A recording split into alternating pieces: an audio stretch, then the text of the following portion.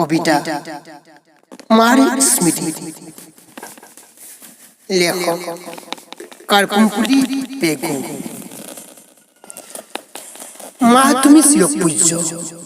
চিৰস্মৃতি মা তোমাক কিহেৰে পূজো তুমি কেতিয়া আহিবা ঘূৰি মোক মৰম কৰিবলৈ মা মন যায়